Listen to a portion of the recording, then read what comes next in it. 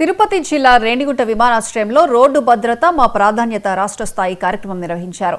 ఈ కార్యక్రమంలో మంత్రులు వంగలపూడి అనిత, మంత్రి ఆనం రామనారాయణ రెడ్డి, అనగాని సత్యప్రసాద్ పాల్గొన్నారు. రోడ్డు ప్రమాదాల నివారణకు కఠిన చర్యలు అవసరమని ఈ సందర్భంగా వారు స్పష్టం చేశారు. మద్యం సేవించి వాహనాలు నడిపే వారిపై చర్యలు తప్పవని హెచ్చరించారు. ట్రాఫిక్ నిబంధనల అమల్లో రాజీ ఉండదని తెలిపారు. నేషనల్ హైవేస్, స్టేట్ హైవేస్, దాదాపు 7 నేషనల్ హైవేస్, 12 స్టేట్ హైవేస్ వెళ్తూ అవుతున్నాయి. ఎక్కువగా ప్రయాణికులు, భక్తులు వచ్చి వెళ్తుంటారు కాబట్టి వారి టైం బౌండ్లో వెళ్ళడం వల్ల ఎక్కువగా యాక్సిడెంట్స్ అవుతున్నాయి. దాదాపు 500 మంది లాస్ట్ 1 ఇయర్లో యాక్సిడెంట్స్లో చనిపోవడం జరిగింది. ముఖ్యంగా ర్యాషన్ నెగ్లిజెంట్, లేదంటే డ్రంక్ అండ్ డ్రైవ్, తర్వాత రాంగ్ సైడ్ డ్రైవింగ్ చేయడం వల్ల, హెల్మెట్స్ లేకపోవడం వల్ల చనిపోతున్నారు. సో రోడ్డు భద్రతలో ముఖ్యంగా ప్రధాన ధ్యేయంగా తీసుకొని గౌరవ ముఖ్యమంత్రి గారు ప్రభుత్వం నిర్దేశించిన ఆదేశాల ప్రకారం మేము అన్ని ప్రాంతాల్లో కూడా రోడ్ సేఫ్టీ నియమాలు పాటించమని, అటు ఎడ్యుకేషను, ఇంజనీరింగు, ఎన్ఫోర్స్మెంట్ అన్నీ కూడా చేయడం జరుగుతుంది.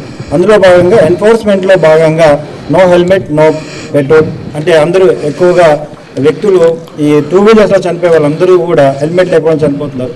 సో అందులో భాగంగా హెల్మెట్ వేర్ చేయమంటూ, అదేవిధంగా డ్రంక్ అండ్ డ్రైవ్ చేయడం వల్ల వాళ్ళకి ఇబ్బంది కలపడమే కాకుండా ఎదుటి వ్యక్తి వారిపై కూడా ఇబ్బంది కలిగే ప్రమాదం ఉంది. కాబట్టి డ్రంక్ అండ్ డ్రైవ్ పూర్తిగా నిర్మూలించాలనే ఒక ధ్యేయంతో అన్ని హైవే మొబైల్స్కి ఈ drunk and drive equipment, DD equipment ఇవ్వడం జరుగుతుంది.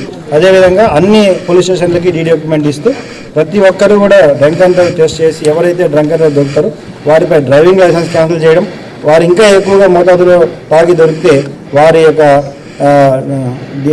మంచి కార్యక్రమాన్ని శ్రీకారం చుట్టినందుకు ప్రత్యేకంగా జిల్లా కలెక్టర్ గారికి, ఎస్పీ గారికి నేను ధన్యవాదాలు తెలియజేసుకుంటున్నాను. ఎందుకంటే మన తిరుపతి అంటేనే చాలా మంది భక్తులు ఇక్కడికి వచ్చే వెళ్ళే ఏరియా.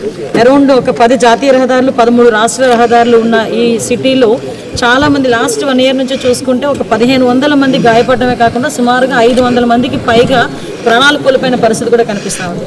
బికాజ్ ఆఫ్ చాలా మంది ఏంటంటే తిరుపతి దర్శనానికి రావడం, ఓవర్ కెపాసిటీతో రావడం, అదేవిధంగా రెస్ట్లెస్గా రావటం, నైట్ అంతా ప్రయాణం చేసి రావటం ఒక ఎత్తు అయితే, సెకండ్ అదర్గా మనం ఆలోచిస్తే చాలా ఎక్కువ మంది డ్రంక్ అండ్ డ్రైవ్ సిచ్యువేషన్స్లో వాళ్ళు చనిపోవటం. ఇంకొకటి ఏంటంటే హెల్మెట్ లేకుండా 2 వీలర్స్ చాలా మంది చనిపోయిన పరిస్థితి కూడా, హెల్మెట్ లేకుండా చనిపోయిన పరిస్థితి.